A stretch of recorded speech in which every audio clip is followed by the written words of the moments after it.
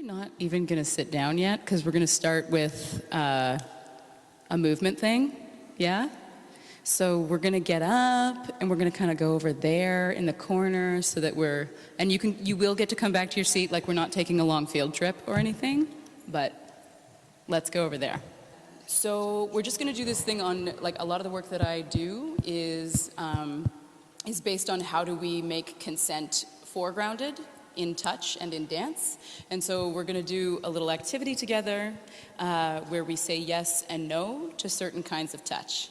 Okay? So the background that I come from is in contact improvisation, contemporary dance, and recently I've been studying Brazilian Jiu Jitsu. And in Brazilian Jiu Jitsu, we have a real live Brazilian standing right next to me. That never did Jiu Jitsu. Ever. But the way that you come into touch with Jiu Jitsu is you go like this. And then you touch. It's mostly like hugging, but like intense hugging. So we're going to do this as a way of saying yes to touch together. And then the way that you say no in Jiu Jitsu is you give 2 taps. Let's try it. So this is a physical stop that says stop or no. Okay? Great. If you were at the workshop, you're really used to this. So what we're going to do is we're going to work with a partner, and we're going to have, I guess I'm going to wander around with this. We're going to have one person be the person who is the toucher, yeah? And one person who is the touched. Okay? So as the toucher, I can touch however I like, responding to when my partner says no. Okay? So my partner can either say no in your native language, yes, or they can touch with this tap somewhere on the body. Okay? So we're going to give this a little demo. You are the toucher? You are the toucher and I am the touched. Okay. Okay? So Iaci's going to touch me. So this can take up a lot of space or a little bit of space, but you can just touch me however you like. Okay. Yeah, and I will, when I allow my partner to touch me, I'm saying yes, yeah? And when I would like my partner to stop touching me, they're going to let go, and they're going to find another way, right? So they're going to come with another touch that is not the touch they were doing. Okay? But do we always start through like the jiu-jitsu opening? Yeah, we start with the jiu-jitsu opening, and then you touch, and I'm basically going to continue to say yes to myself. I can say it aloud. Yes, yes, yes, or da, da, da. I learned a word. Yeah. Yeah. So you're going to say, but when you want to say no, you can either say, what is no in Russian? Niet. Niet. Okay, so you either say niet, or you go, or 2 taps on your partner. Okay? Here we go. It's like this. Should we do that? Maybe yeah.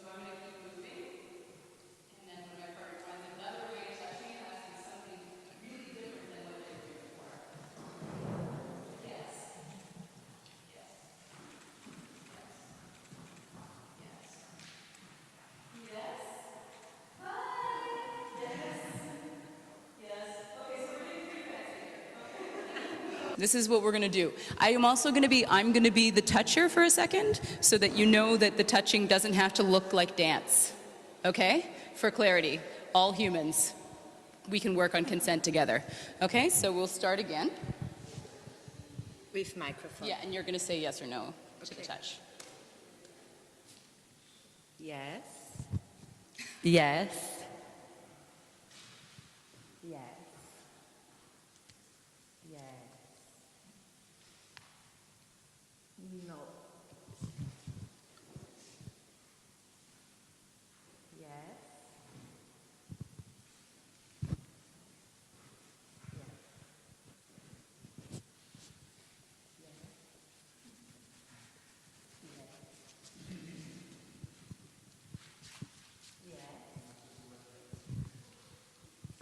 Yeah, so you get the picture, yes? So make sure that you say no when you want that to stop, yeah? And that your partner, the person who's touching, is responsible for finding another way. Okay, so we're gonna do this for a few minutes and then we'll swap roles and then we'll go from there. Is it clear? Okay, so let's take a little bit of space.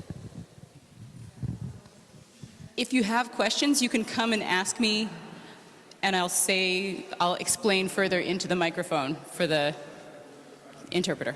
Do you mind to go with her? Do you mind to go with her? She doesn't have a partner? Cool. No. Great. Cool.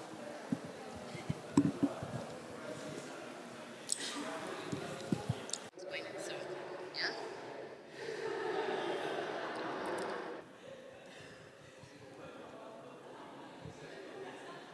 If you have been saying yes to everything, maybe consider the possibility of saying no.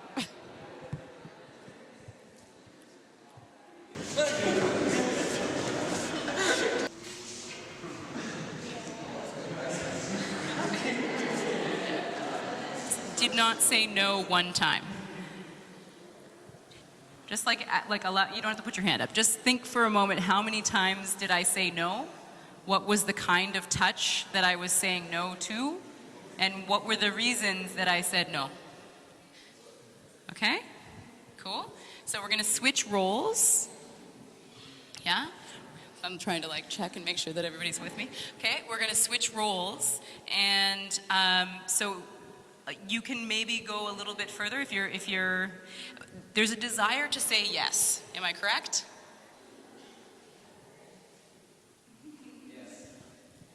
Give yourself a moment to know that it's not about you're trying to elicit a yes or a no, but that that the person who's being touched, who is saying yes and no, is really what's the process that you're going through before that elicits a yes or that elicits a no. Okay? Great. Are there people who were not here for the first round that would like to be in the second round? Yeah. So why don't y'all just come out? And does it make sense? Do you know what we're doing? Okay, come on in. Join the party. Join the party. Okay, are we ready? For the opposites, yeah, here we go. Great, and making sure you get consent before you start. And we go. Continue to say yes the whole time or no.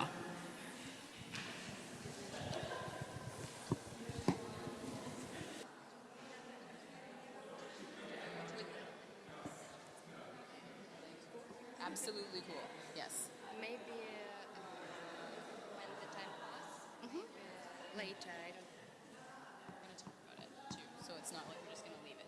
So we're going to pause now, y'all. And I just want us to take a chance to have maybe just a minute or two exchange with our partner. Just a little, if you're speaking a different language than them, this is going to be hard. But just have a moment and just exchange what are the reasons that you said yes and what are some of the reasons that you said no. Yeah? Cool? Great.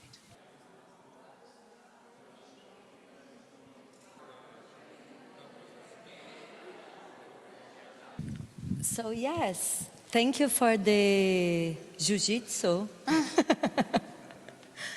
Was very interesting for me because even if I knew that we were gonna do it, I never really experienced this saying no and yes and touching. And I really after I did with you, with my new partner, I really decided to try to be mean. You know, sometimes pull the hair, really testing if she would go for the no. And how it is very difficult to put these limits because look at her, she was looking at me and I was smiling. So, you know, how could this I will say no to this person? I saw her in this position of suffering from the fact that, oh, maybe I should let her pull my hair, you know? And in the other hand, she also said something to me that she's not used to touch a woman's body. And she saw herself in this different situation, you know, where she's not used. So for me, this was very, very related to what we want to talk here, and very powerful experience in the sense that we, as humans, we touch each other. Like our ancestors, primates, they were always touching and observing each other. So touch is the main sense, the first sense that we develop, and comes right after the vision. So we, as a species, we are very, you know, like we like to touch and we need to touch, but somehow we are not really touching, or maybe we are touching in like not the right way. I don't know, like if there is right or wrong, or like maybe we are touching too much. I don't know. But for me, was very, so like last year, I read this article in the Guardian, and there was this title saying, politicians and economists, they are out of touch. And I found very interesting, like, and I decided to read because of the expression out of touch. And it's true that like in Portuguese, we have nothing that compares like the act of touch to economy or politics. So then I was like, oh, I'm gonna read that, because in my own experience, working for the UN or as an economist, working in banks and stuff, I really saw myself talking about subjects like diversity, or like how can we include more people, or how can we develop in a more sustainable way. But I was talking about that in like with a huge distance from the situation.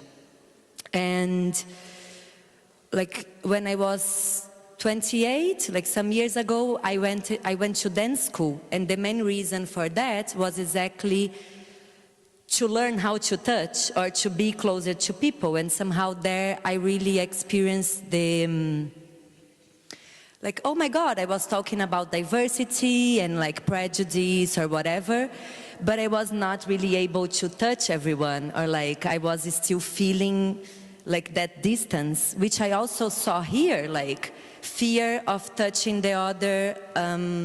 Should I touch you, or like I don't know if I want to touch you, you know, like how these, like we separated from this instinct or like this necessity that we have.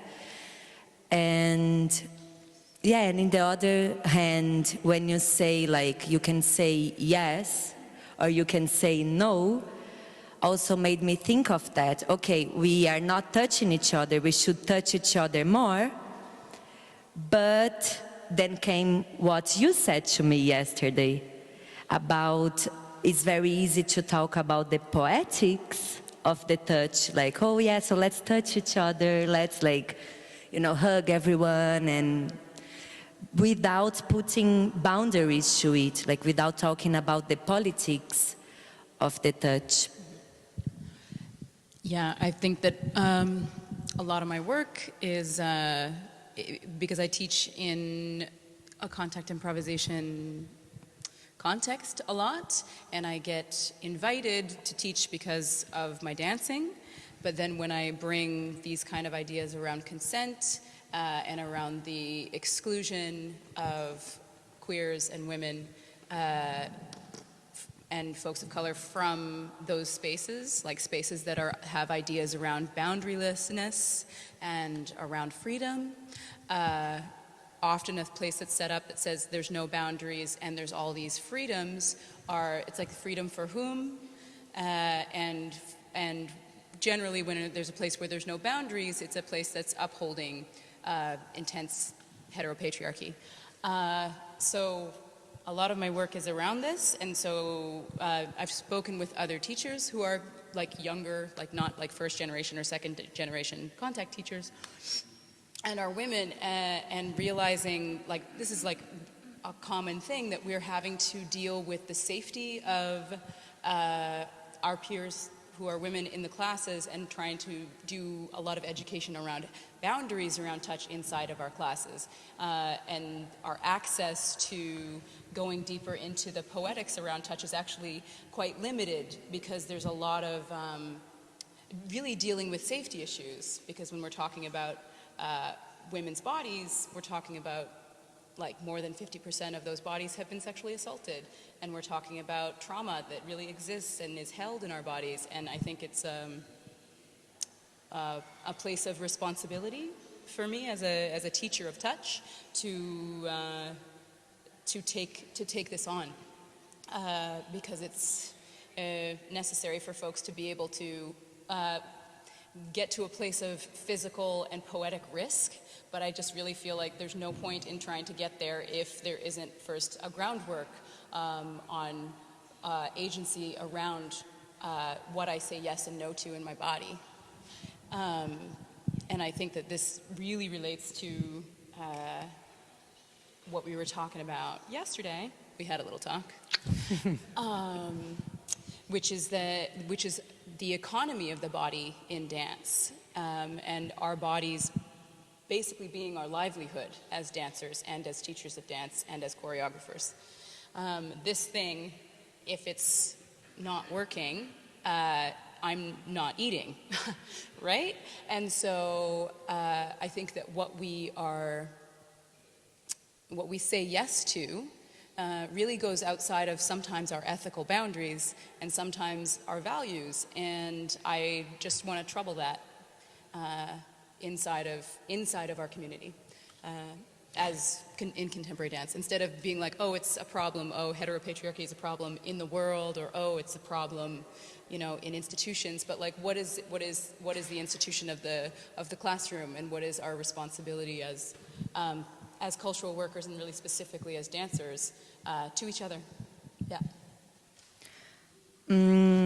It's very interesting, like what you said about the economy of the body, because like for me, as I said, when I was working as an economist, I didn't have the touch, and then I was very, like I had this naive way of seeing that like maybe in dance or in arts I would really like find this like a space that would receive me, and that I would like, everybody would like me because we touch, we like body and stuff.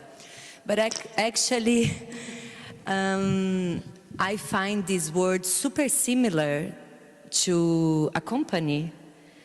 And that's why, like, when you bring the economy of the body, is also for me the economy in a general, like, because also me as a surf instructor in Portugal, you know what I mean? I also have to say no to many things in order to not, to adjust, like in order to leave.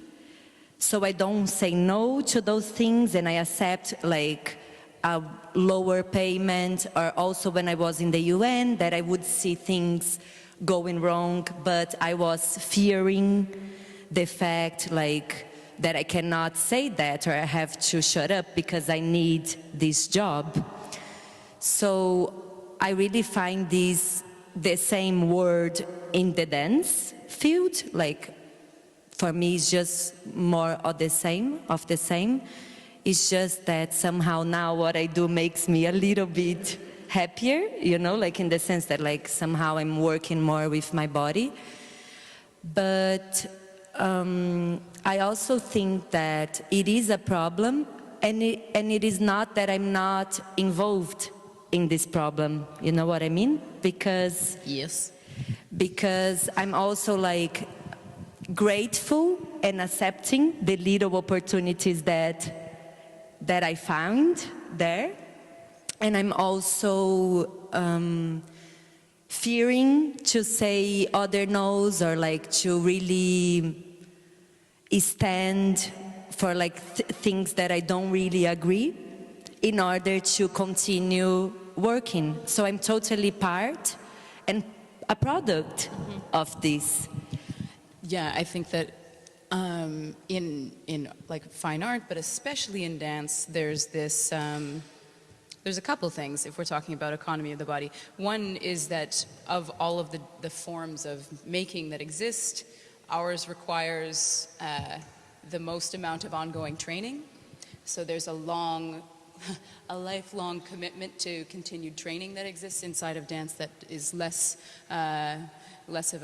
present in other forms.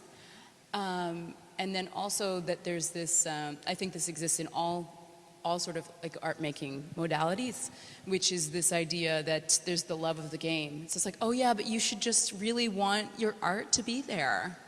So you'll work for this really very small amount of money. Or you should really want to work for this choreographer, and so therefore you should do things that don't align with your values, either economically, you're working for not enough money, or in terms of things like being in work that is clearly misogynist, or being in work that, with things that we say yes to for money.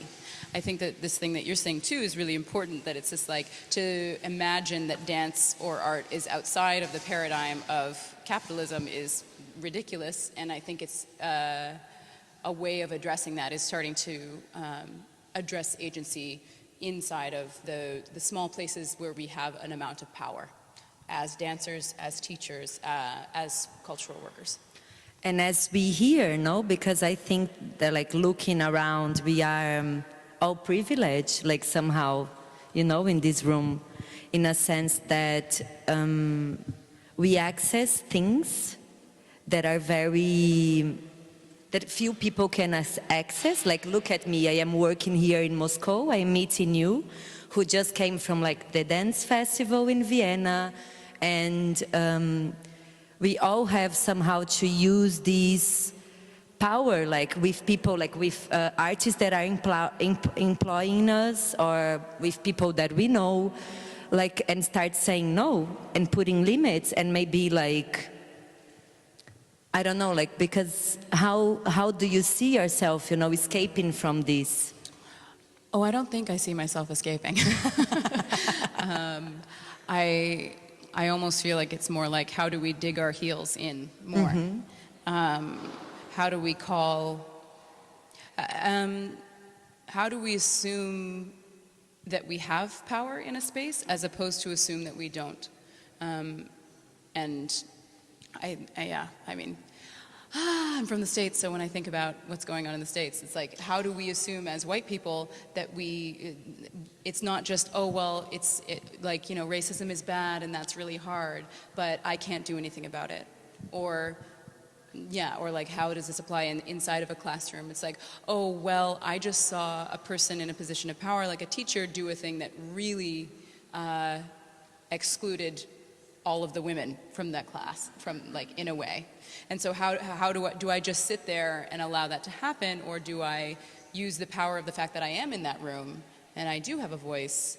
How do I address that? And whether that means I address that directly in the moment that it happens, or whether that means that I want to do that in a more, like, I want to have a coffee with that person afterwards and just like have a chit chat about that. It's, yeah, I think that there's no way of approaching dealing with this that's wrong, from the most radical and out there and dramatic and flamboyant way to a very quiet, I wrote somebody an email and just like was like, hey, how do you feel about this? Do you know what I mean?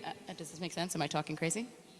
No, makes sense, but like in one way, if like we have all this range of possibilities, then you know, like, how are we appropriating from this circumstance and really like trying to transform? Do you know what I mean? If I can just send an email, or if I can really start recognizing that, as I said, I am powerful, you know, like, or in this situation where I am, or like the class where I belong, or with who I work, or having access to some people that others don't have, like, how can I really, and like, I'm talking about me because I cannot talk about you, you know, but I bet a lot of people here have a lot of opportunities, and or like maybe more money or more access to things, and I don't expect them just to send an email, you know what I mean?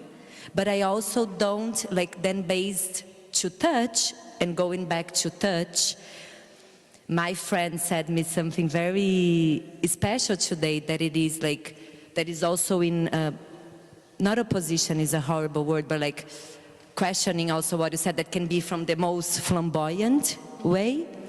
But like if someone slap you in the face, you know, I don't want to talk to you anymore. Or like maybe I will be so angry that I don't want to like listen to you and your thoughts. But maybe if you come to me and like really, you know, like, yeah, touch your leg, or I don't know. How can I really use this internal, you know, like this internal power and this also knowledge to, it's not manipulate, because manipulate is also a word that I wouldn't like to use, but like to really make what you want or what you think is the best effective.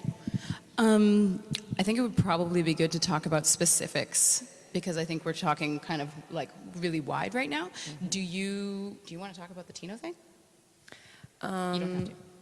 No, I think that like for me, with my experience with Tino, I feel very, very grateful, as I told you yesterday, because Tino really like came as an encounter in my life, like, and like I'm here working for him. Like he's a very, very good source of work, and also like a good, how do you say, a good, like not a master, but he really helps me in the way I think, and also like when I talk to him about politicians and economics, and I have this lucky to have this access to him somehow.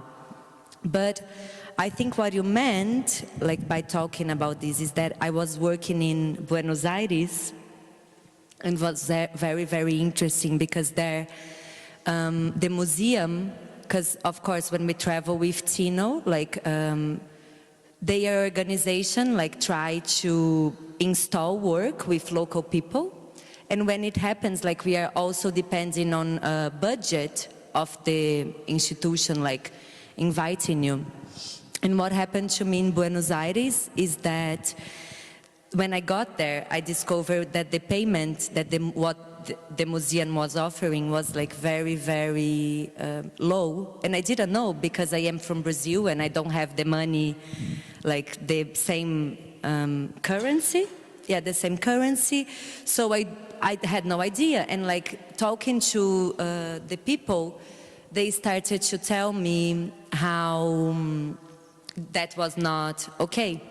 And I felt very, very bad, because I was somehow installing a work that would relate to like how like basically these works of Tino talks a lot about how people pay a lot of attention in objects, but not in people. And I found this very, very interesting, because I was trying to talk to the girl in the museum, like how can I pay them that and tell them that the work that they will be doing is very political, you know, like, and very like, and yeah, I remember that like I had this talk to Tino, and Tino was a little bit like, no, I don't know, you know, this is the budget that they have, I don't know, like this is also always a problem of my work, like I don't, like for me it's important as an artist to send the message as like that I'm talking about those things, and people will get those things. And then I remember that I got very like, no, but like I was working with sustainable development, I cannot let that happen, you know, like the museum cannot do it to them. And I just decided like to go to the girl and say, hey, Tino said that he's not gonna do it. Now they are filming and Tino will know that. Tino said that they are not gonna do, we cannot do it, because it's impossible to do this work with this money, like a work that talks all about that, and we cannot do it. And she's like, yeah, but there is no budget. And I was like, yeah, but like, you know, I overheard in the corridor that you are paying 90,000 euros to transport a Basquiat painting. And what I'm asking is like you to change from $7,000 like dollars to $14,000 over this like whole month of exhibition. So You know, how come you can pay in a painting, but like you are paying people when like making the economy move somehow. And was so super easy because I had like Tino's name, which is a super powerful person, and I had the argument of the 90,000. So she was like, okay, I pay your interpreters more, but don't tell the others because it was a collective exhibition. So I found this very interesting because it's true, like since I was in the UN or like in banks or stuff, whoever has the power, and this is what I would wish more, or maybe one day if I have that power, you know, like to really not fear saying no, you know, like not fear trying to really say like, no, like I'm not gonna do if they don't receive that, or no, like they all have to be like taking care or like addressing these situations, because what I really feel, but it's not just about in dance scene, you know, it is in the world as a like, we don't really, like people who are holding the power or like have more access to the power, we are behaving in a selfish way somehow, in a very selfish way. I'm worried about me, like my actions and my stuff, but not really trying to change in a way that could be improved to many people. Yeah, so it comes back to this kind of conundrum of the ethic of what we do and then the action of what we do, and where those things around our bodies are actually quite muddy in our profession. Yeah, and I feel like the other thing about this that I feel like is what we are talking about is like we're talking about power, and we're talking about how in dance, when we're talking about political economy and we're talking about the body, in dance, we're not after the money. It's not why people start dancing. It's not why people stay dancing.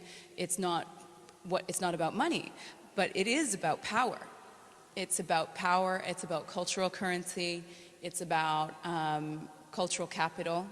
It's about, like you were saying too, you're like, it's going to be so cool when I enter dance because dance is so cool. I mean, it's cool, right? We're cool. But at the same time, like we have this, there's like a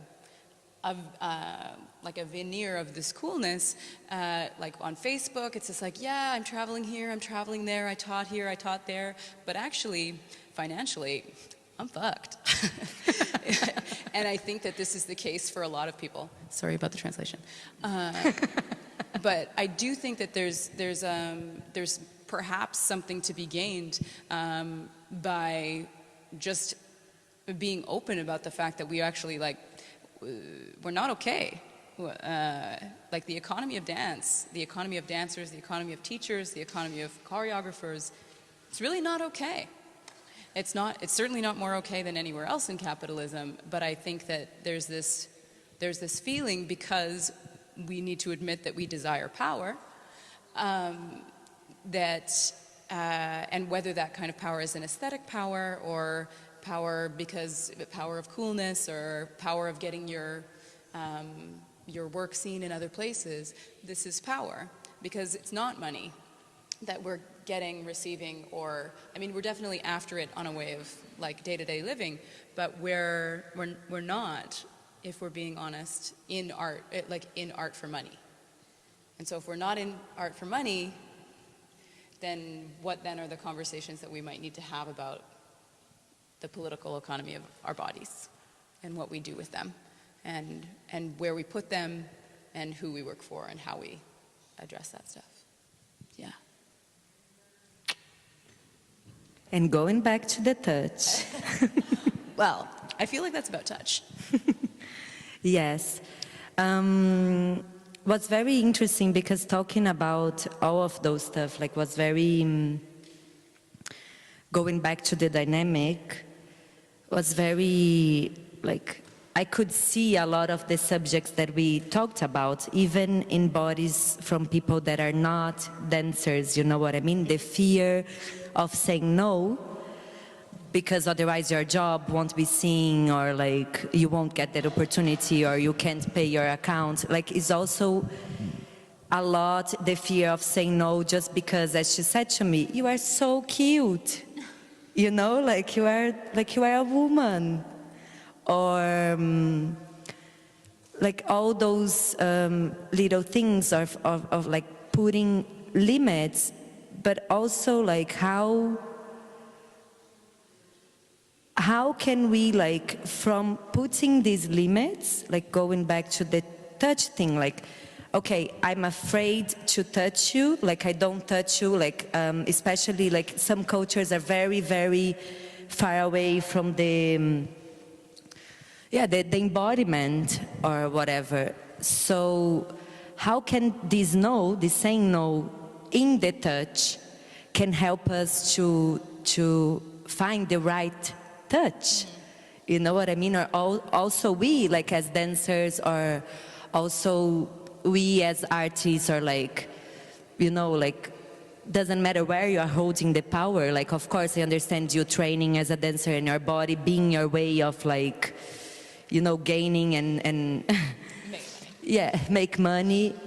But how can those limits, how could we think of those limits in a way of creating the next solutions, you know, like how can I touch you in a way that you can teach me back that that touch is not okay, or that I also have to respect, and it's okay because your work can still be seen, you know what I mean? Like, I don't know if I mix too much. You mean the labor of doing that labor to say that it's okay to you? Is that what you mean? Yeah, I mean, like using the dynamic that we did as a metaphor, because what's true, like the no is very hard to be said.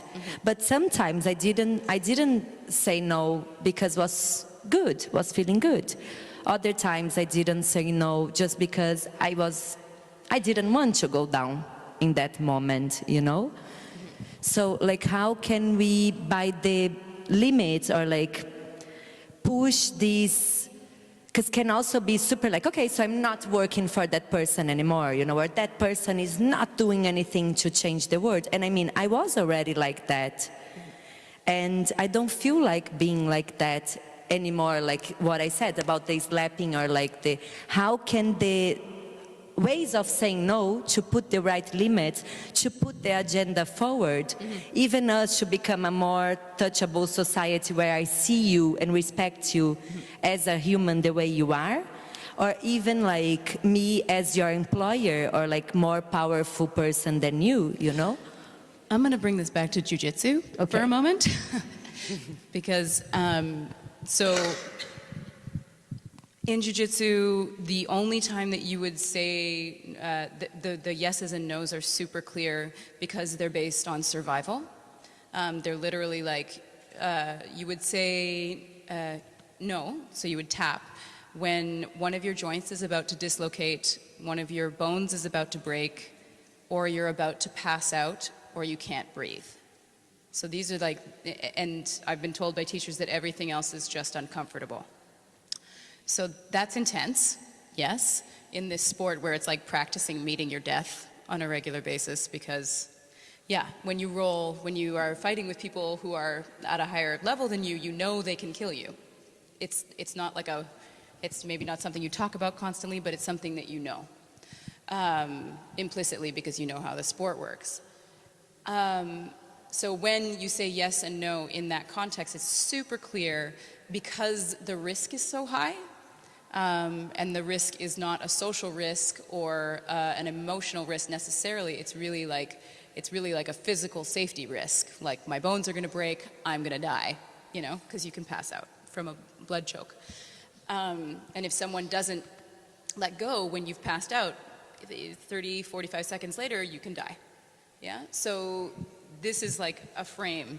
And so I think that frame of like incredibly clear boundaries that exist inside of martial arts, specifically in jiu-jitsu, makes possible incredibly risky touch, like very, very, very high risk physical interactions, yes? Like death, for example. It's about as high risk as you can get, yes? So when you're entering into that agreement, the possibilities for the level of risk goes up. when we're in these places where the boundaries are muddy and we're a little unsure and we don't know, I think that the possibilities for physical risk are lower. But you might have a lower physical risk, but then you might have a much higher social or emotional risk, right? Or like crossing your boundaries in terms of like your feelings about your own values and your body. And basically I'm arguing that when we're talking about touch, because of the trauma that gets held in the body, because of the histories of our bodies, because of the histories of domination that exist on this planet, like emotional survival is real survival. So there's actually not a huge gap in between these. So, for example, if I'm using contact improvisation as a frame, going in and can I touch you in a creepy way? Mm-hmm. Okay, so there's like this touch where people will just be like, this kind of thing, and they'll just like kind of like do this soft creepy touch and accidentally touch your boob, or accidentally touch your pussy, or accidentally touch your ass and be like, oh no, I didn't even notice that happened. That's bullshit. Yes? So if we allow that bullshit to exist and we just are like, oh no, it's just that's what happens in this context, then we're actually allowing a kind of like boundary crossing risk that I feel is like a lot more difficult to usurp than a broken wrist. Yeah? So I think that there's this stuff around this where it's like, how do we reintroduce, I don't know, extreme consent practices or something like this into the dance classroom, into the places where we're learning how to touch each other and be together, so that the possibility for the expansion of touch exists. Yeah, so it doesn't end up being a thing that's closing things down, although at the beginning it can feel like this, but just so that we're able to notice where our agency performs and where it hides. Mm-hmm. Yeah, and what are the reasons and places that those are happening. Like I was thinking about this thing you said yesterday about the who touches first in like these like high-powered business things, which I don't have a ton of experience with, like none. But this like this do you want to explain this? Because you were just like this whole like because we were like so let's start through the skin. Like the skin has like many sensorials, because we were also talking about these, like when you said about me, this is not okay to touch my boobs. Yeah. And I also said to you, but our skin has like many of intelligence on it, the like neurons that carry information. And it's not just the speed or the pain that you feel, like or where it is being touched, it's also the emotional.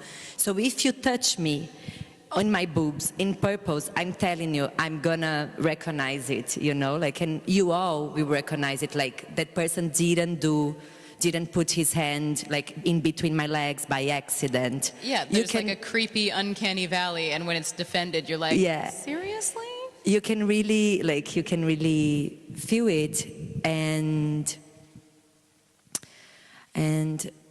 I was just thinking of this thing because you were talking. And then like based on that, in that like field of skin and stuff, I was reading about the power of touch, and there are like many studies, but like one very interesting that like even says like you are a woman working in a company. If your boss, which is normally a man, because like this is also the reality, you know, majority of like women still have like lower positions and lower wage or whatever. So if your boss, a man, comes to you and touch you first, by the meaning who sees it, like you never read this article, like you don't even know, just by watching this has a meaning that this body language means that he is the leader, or he carries like more power than you. So this study was inclusive, like encouraging women to, as soon as your boss arrives, like in a meeting in front of the others, like to get his arm, you know, like touch the arm first. So like in the eyes of the others, this will really mean like, hey, I have the power here, doesn't matter in which position I am. And normally with men in this like powerful position, they don't really know how to behave, you know, because this, like, it's normal for them to touch a woman, but a woman to come and grab, like, hey, how are you? You know, it's like, you know, like get something in their body, and I don't know why, that is weird. Definitely. Because of power. Yeah, it is weird because of power. I also want to resist that, like, dudes are all like this and women are all like that. So No. because it's not always like yeah, this. it's But not. Well, I'm just like, Yeah, I'm no, sorry, I sure. didn't mean that. No, I know. I just was. I've felt Yeah, the and urge. doesn't, yeah, it's like, could be also another power for women, but like, they really encourage these in between sex, because it's true that, not sex, gender, because it's true that I'm sorry, English is not my first language. It's true that like in companies, you still have this super gender inequality, you know, and this behavior of like... Yeah. Yeah, also like the Trump thing. Ugh, that person that's the president of the United States currently does that thing where he grabs the hand and pulls the hand in. Do you guys know about this? Have you seen this? It's very fucking creepy. And just to see that kind of like performance, like, so, can I give a demo? It's really creepy. It's another creepy touch. Go. Be So creepy to when you're me. going, be creepy to me. So we'll just like kind of check in. Okay, I'm gonna be creepy. So there's like, you would shake hands, and then if I was Trump, I would do this. Oh my God. Yeah. And this Like, is, you belong to me. exactly. I mean, so that this is a touch that says, I have the power, Yeah. right? And so there's like these different world leaders who've had like physical standoffs with Trump. I don't know if there's like, might even be like a meme reel about people who are like, oh no, I won't be pulled in, yeah? Or he wouldn't even shake the hand of Angela Merkel, like he would not even shake her hand. And so just these productions of power in the world through touch that we're seeing. And anyway, I wonder if people want to talk. Yeah, can I provoke them in one Yes, sense? provoke them. Is that because the first day that I arrived here, we were like still related to this touch. Not the first day, but like I met this girl. She was telling me how also through dancing, she like, oh, I can touch you. Oh, it's okay. Oh, they can touch me. I will allow. And she told me that in Russia, you are not really like a touchy culture. Like you really respect like the space of the other. And my question is like, until when, like, or maybe not until when, but like how much this space that we put in between each other can like lead to respect, but also lead us to like not seeing each other. And then, I don't know if like I'm tripping or like if this is not clear, but like then when I first arrived here, this lady said, so Tino said that something about Russia fighting for freedom. I don't know if he used the word fighting or like something about freedom. And this lady stood up and said, yeah, but we are a free country. Which I understand because I'm also Brazilian and we are also a free country with a lot of forbidden actions or how we can behave or how we cannot behave. And the first thing that I asked her was like, and what about concentration camps in Chechnya? And she said, but that is in Chechnya. But Chechnya is here. You know, like how, like, this is just one of the topics, but like how this distance, like not being a touch culture, like not really wanting to deal with a problem that is just there because I am in Moscow, you know, like, or not being free enough to say that you are a queer, you know, like, or behaving like a queer, or that I have a girlfriend, or that we are not boyfriend and girlfriend because we are both like gays, you know, like how is this also... I feel like you've said a lot of things and may have crossed some of my boundaries in what you just said. I'm sorry. It's okay. No, I'm just saying. I'm learning with you. We only met each other yesterday. I think that's a really hard question to put to a group of people and assume that that's something that they want to talk about. Maybe you don't have to talk about. Do you have a question? From this conversation, I hear a lot of like setting of boundaries and lots of say no's in terms of touch, and whether the allowance of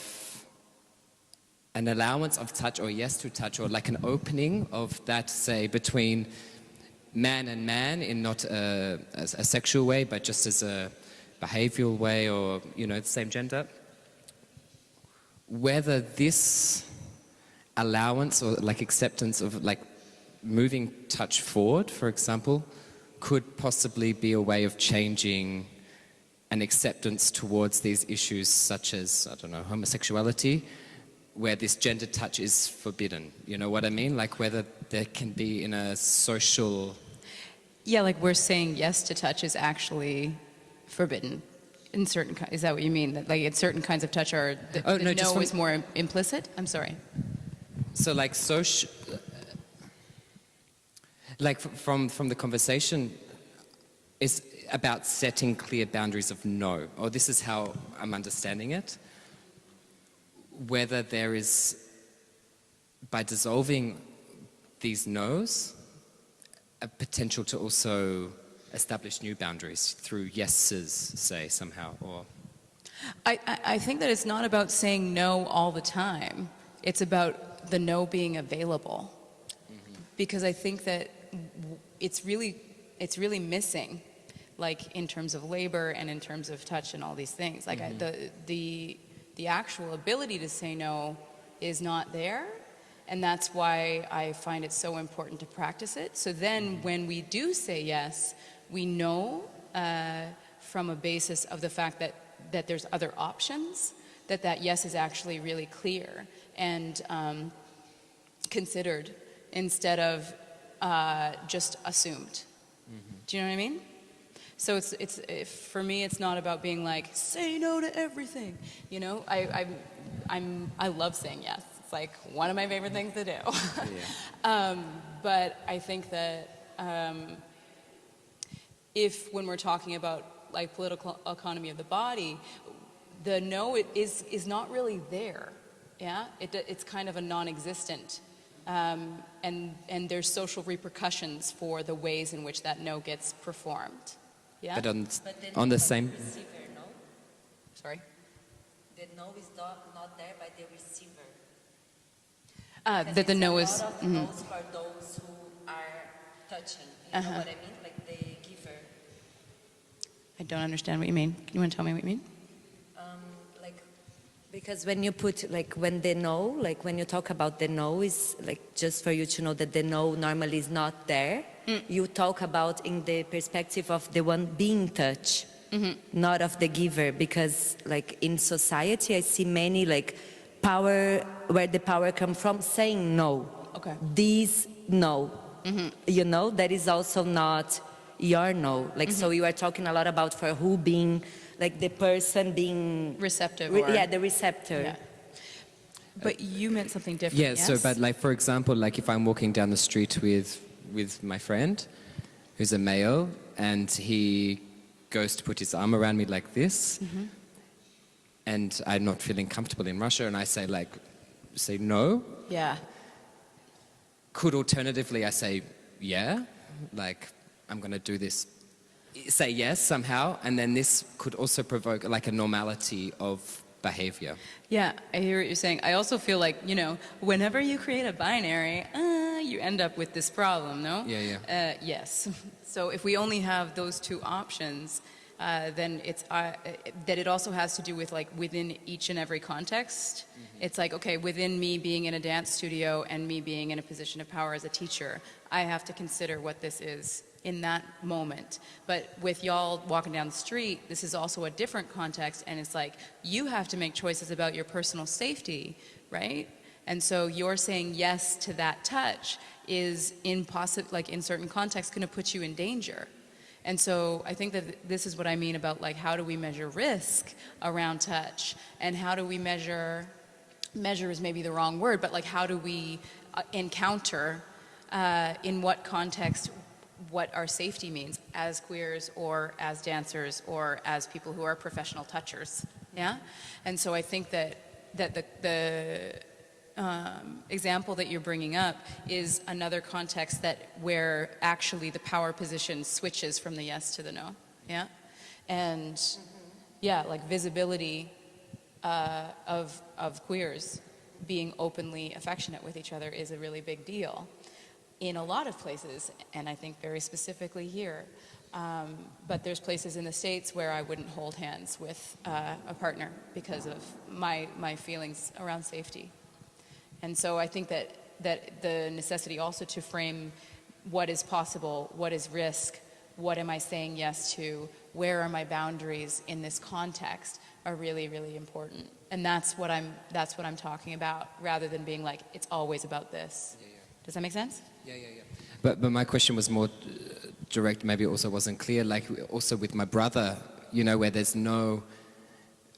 where maybe if there was more physical touch with family, with something that's not a sexual thing, whether this progression of touching as a form of communication totally could be a progressive tool to grow somehow. I for sure agree. I think also, like, when we're talking about like heteropatriarchy and like white supremacy, this fucks everybody. It doesn't just fuck people of color. It doesn't just fuck queers. It doesn't just fuck women.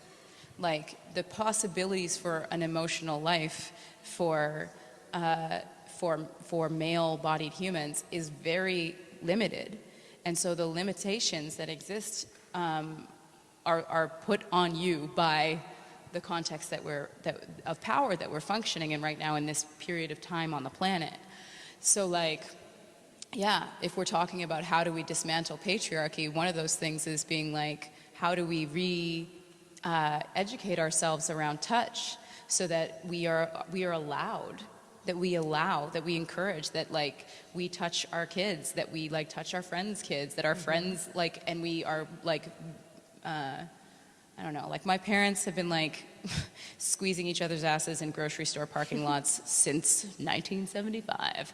And so there's just this kind of like the freeness that my parents have with their bodies with each other has been like a huge example, and I see that producing a kind of openness in me and my brothers and sisters, and then in my brother's kids too, so that there's like healthy education around touch. It comes through like generational healing, and when we're talking about that, that's when I feel like we're coming back to this thing of like, how do we talk with like women in my mom's generation about when is there a no? Where are their boundaries around touch? Because when I've talked with that generation of women, they're like, I don't have any.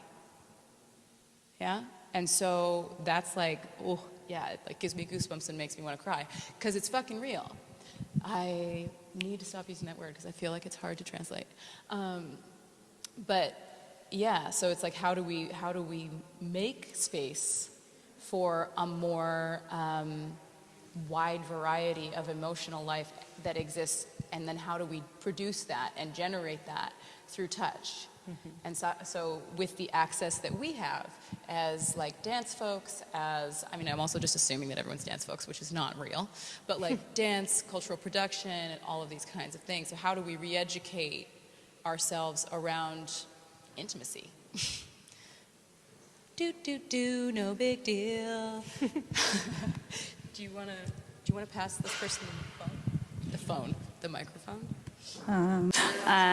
Было много сказано вещей по поводу границ и по поводу эмоциональной свободы, и еще по поводу российского контекста. И I'm sorry, I can only hear the Russian. I'm sorry. What? It has to be the second one. Got it. Yeah. Thanks. еще расскажу, что как бы было сказано по поводу эмоциональной свободы, по поводу границ и по поводу российского контекста. И есть, с одной стороны, такой миф, который содержит в себе, мне кажется, какую-то долю правды, что действительно в России мы привыкли меньше друг друга трогать. А в то же время, например, я всегда чувствовала себя, как человека не тактильного, хотя вокруг меня очень тактильные люди. Но мне кажется, что основная сложность в том, что вот мы говорим одновременно о границах человека, о том, что человек не всегда знает свои границы, а с другой стороны мы говорим о эмоциональной свободе, и это, в общем, как будто бы две такие противоположные вещи. То есть они находятся на двух противоположных концах какой-то, наверное, одной шкалы.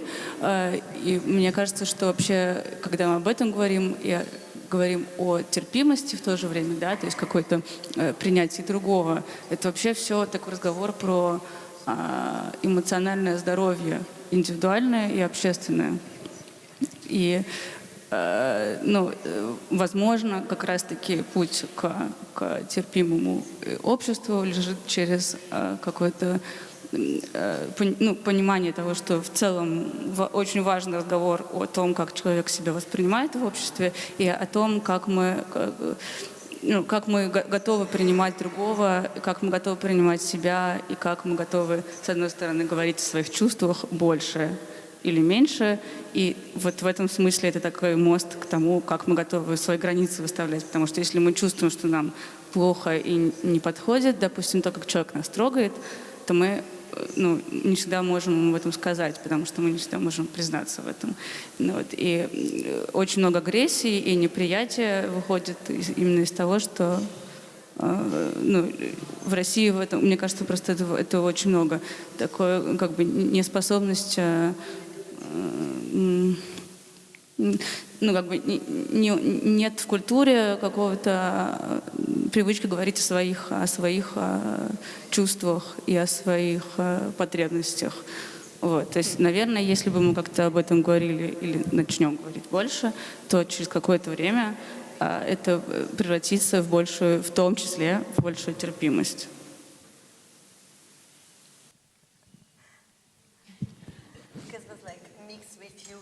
It's a lot. I had a thought while you were talking.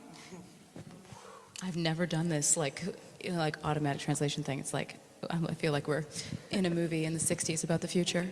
But when you were talking about how you feel that boundaries are on one end and limits, and emotional health is on the other, I feel kind of the opposite.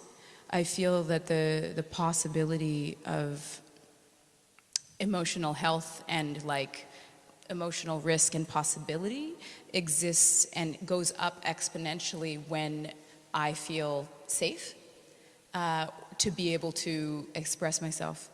And I don't mean to be able to urinate on the floor and do painting like I'm a Jackson Pollock or some shit like that. But I mean really specifically around when I am able to say this is mine, yeah, and able to make decisions around my relationship to what I do with this body and what I allow others to do, then I'm able to have a more flourishing possibility in terms of my emotional health.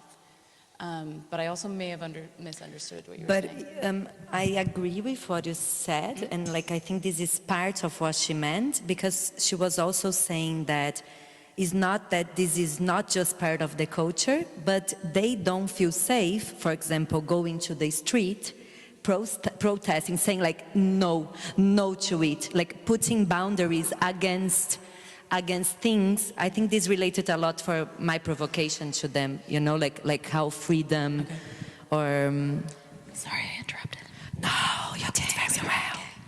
So I think that we also talked about that yesterday, that is and I also think that this relates to what you were talking to Chris in one way. Okay, you don't feel safe, some parts in the US, for hold your partner hand, but until when are we responsible for that too, for keeping the structures that we both hate and we all hate, until when are we really sitting and fearing because I am afraid of the aggression that will come. And this is not me, this is Judith Butler saying that we are responsible for keeping the structures that we hate, because we somehow close our eyes and sit because I'm afraid to go in there and protest. And somehow I understand you, because we met friends that said they don't have this freedom in their body, like to touch or to go to demonstrations, even if it is not their things, but other people that they don't agree with the government, for example, because they fear the aggression. They don't feel that here you are as powerful to say, no, this is not okay. Do you want to respond? Я слушаю пока. Sorry, does that mean yes? No, I was just listening to you. Listening because I'm just thinking something. Yeah, I mean, I think that in this same way where Chris was saying, like, talking about what is the possibility of us saying yes to a certain kind of touch in a public way, in a context where that's not okay, yeah? But also, like, I think it's really important to acknowledge physical safety and that really means something super different here than that means in the US or in Canada or in Brazil. So it's just like that I want to make sure that, like, we're honoring the fact that I understand that saying no here is not a thing that I understand. Yes? But also, like, couldn't we, and this is like our question too, like, how can the no leads to other possibilities of touch? So if I think of what happened in Syria, I think was Syria, no? Like when they were doing this demonstration, totally peaceful. So the guy puts the piano in the middle of the square and just sits there and play for the whole night with the bunch of people just sitting there, you know, with their body saying, we don't agree with that, but I'm also not like falling in the trap, like giving you an excuse to be aggressive to me. So, you know, you can also try to put like limits through other ways, no? Like not just like go into the street and say, I'm against what you are doing like there or... And again, I just think it's like to assume to know what it's like to be in resistance here versus being in resistance in another place is not a thing that I want to. I'm not going to assume.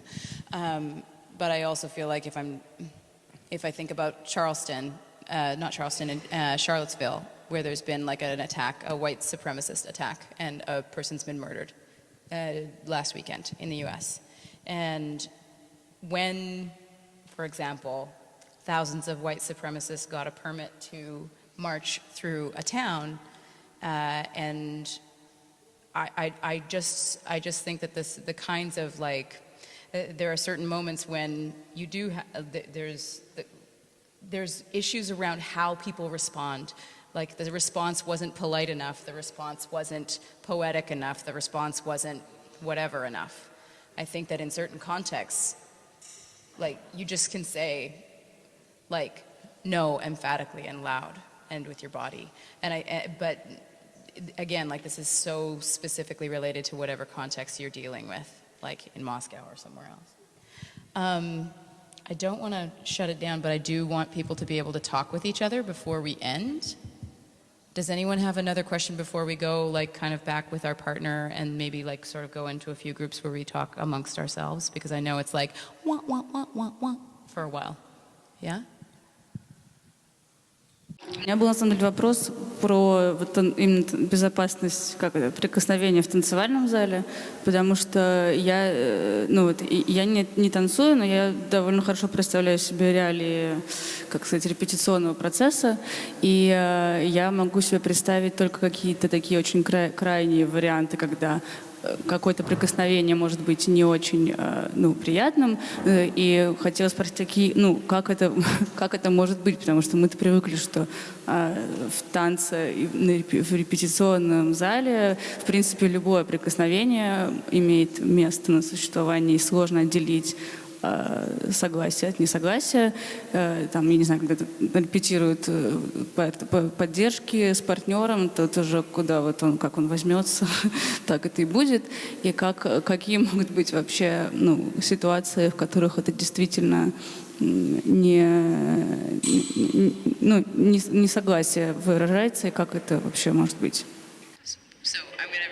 What are the situations where you're encountering lack of consent in a rehearsal context?